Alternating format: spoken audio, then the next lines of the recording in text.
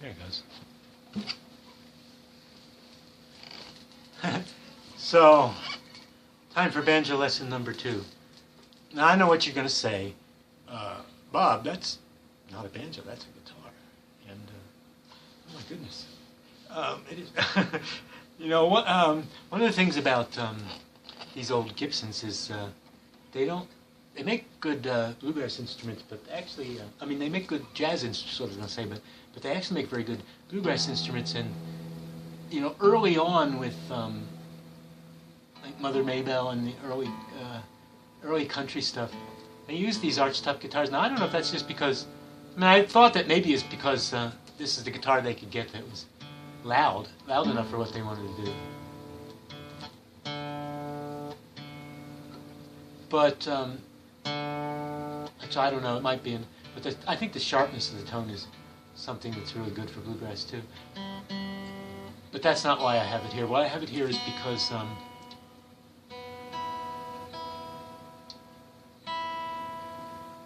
it needs to be tuned. No, I have it here because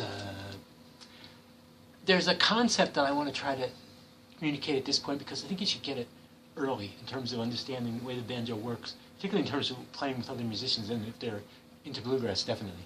You're going to want to know this.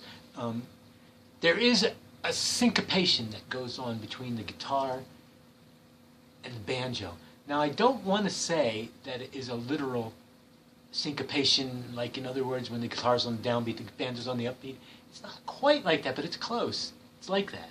It's, you know, it's that kind of, that's what makes it, that bluegrass quality. It's like it's two sides of a train, you know. One side's a little squeakier than the other. Yeah, anyway, sorry for that kind of image, bluegrass image there. Anyway, so we're going to talk about Salty Dog Blues. Now, Salty Dog Blues is an easy tune, and I'm going to just do it on the guitar straight here for a second so you can see what I'm talking about. Oh. Sorry. Oh.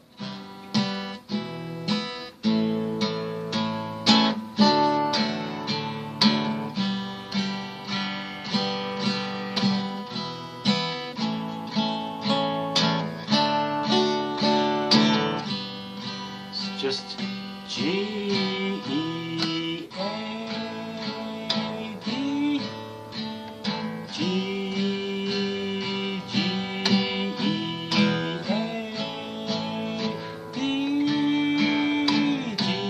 So the only thing that's at all difficult is to make sure you switch quick after just 2 measures into the E.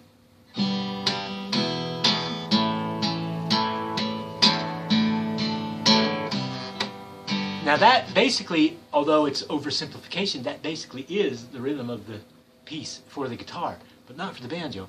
And so I'm showing you the guitar because I think it's going to be a lot easier to understand the banjo. So I'm going to do this. Now I'm not a bluegrass guitar player, so you have to forgive me, but because I'm not seasoned in it or anything like that. But I can do it basically to show you what I'm talking about. Because I want to, don't worry about the notes or even if I miss a chord or whatever. Just to think about that downbeat.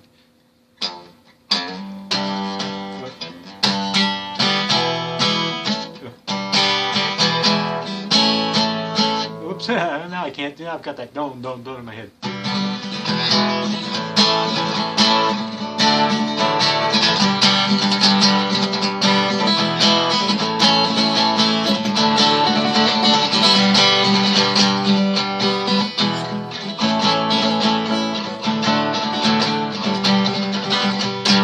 So that is what the guitar does, and you know, good guitarists will be doing all kinds of runs and so forth along with that. But that's the chord pattern. But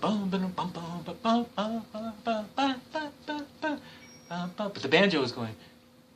It's going up when the guitar is going down. It's kind of weird, but you got to think about that because it actually does do that. I don't know.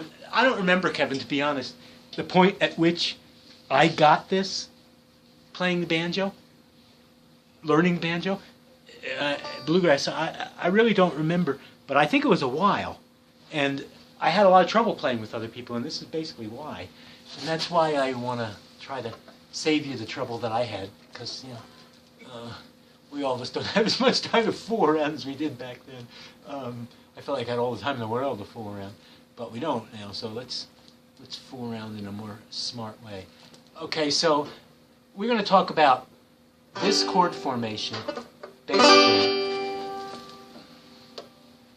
I don't know what you saw online the other day, but probably this, but we're going to talk about it. So you take your pinky and you put it on the 5th fret, 1st string, 5th fret, and your ring finger, and put it on the 4th string, also the 5th fret. And then your middle finger goes on the 3rd string at the 4th fret, and your index finger goes on the 2nd string at the 3rd fret. And you have that formation, just like that. And that is quite often used to slide up and down the neck.